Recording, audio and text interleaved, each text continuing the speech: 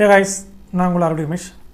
நிறைய பேர் கமெண்ட்ஸில் கேட்டுருக்கீங்க, என்ன ப்ரோ ஒரு 2-3 டேஸ் உங்களோட வீடியோஸ் எதுவுமே வரமாட்டேங்குது, என்ன தான் ஆச்சு ப்ரோ, என்ன ப்ரோ ஏதாவது ப்ராப்ளம்னு சொல்லி கேட்குறீங்க. எந்த ப்ராப்ளம் இல்லை. எங்கள் அப்பாவுக்கு வந்து கொஞ்சம் நாளாகவே உடம்பு சரியில்லாமல் இருக்குது. ஸோ இப்போ தான் வந்து தென்காசி ஜிஹெச்சில் வந்து எங்கள் அப்பா நாங்கள் அட்மிட் பண்ணியிருக்கோம்.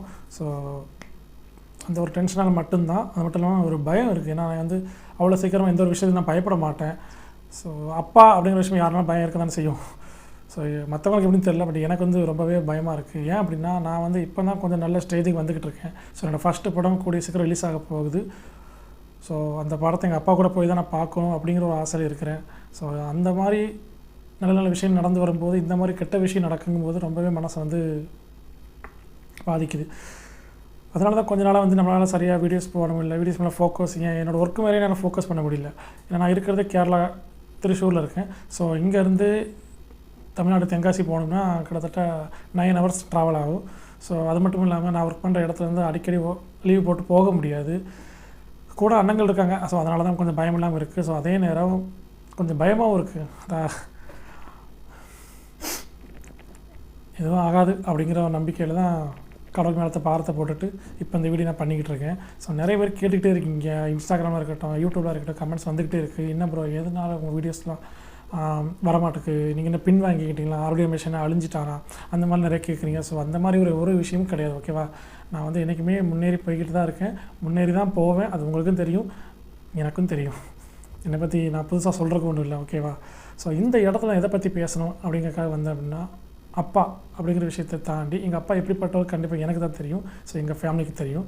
வெளியிலேருந்து பார்க்குறவங்களுக்கு நிறைய பேசுவேன், அப்பா குடிப்பார், சண்டை போடுவார், வைப்பார், ஓகே தான். பட் ஒரு அப்பாவை வர எங்களுக்கு என்ன பண்ணணுமோ அதை பண்ணியிருக்காதுன்னு தான் சொல்லணும். உண்மையாக சொல்லப்போனால் அது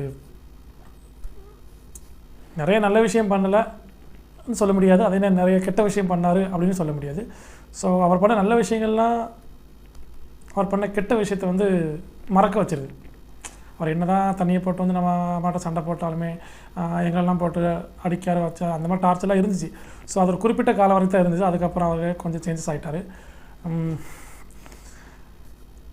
ஃபஸ்ட்டு படம் கூடிய சீக்கிரம் ரிலீஸ் ஆக போகுது. ஸோ எங்கள் அப்பா அம்மா எல்லாம் ஃபேமிலியோட ஒன்றா போய் பார்க்கணுன்னு ஆசையாக இருக்குது. ஸோ இந்த மாதிரி ஒரு நேரத்தில் இந்த ஒரு விஷயங்கள் நடக்கும்போது வந்து கொஞ்சம் கவலையாக தான் இருக்குது.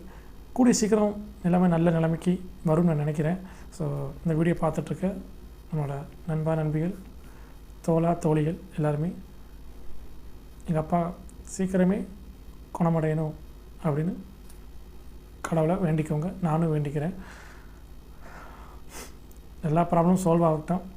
திரும்பவும் வீடியோஸ் பண்ண வருவேன். ஓகேவா, காத்திருங்க. அண்ட் இவ்வளோ நாள் சப்போர்ட் பண்ண அனைத்து நல் உள்ளங்களுக்கும் மனமார்ந்த நன்றிகள். எப்போவுமே நம்ம வந்து 10 நிமிஷம் பேசுவோம். இன்றைக்கி எந்த பேசக்கூடிய நிலைமையில் நான் இல்லைன்னு தான் சொல்லணும், உண்மையாக சொல்லுவேன்.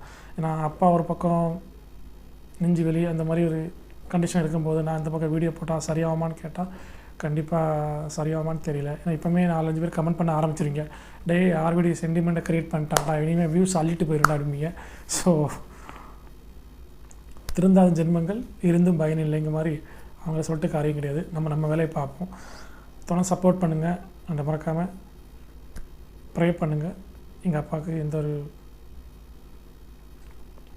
சொல்ல மாட்டேன், கூடிய சீக்கிரம் ஒரு குணமடையணும். தேங்க்யூ நண்பா நண்பிகள், தேங்க்யூ.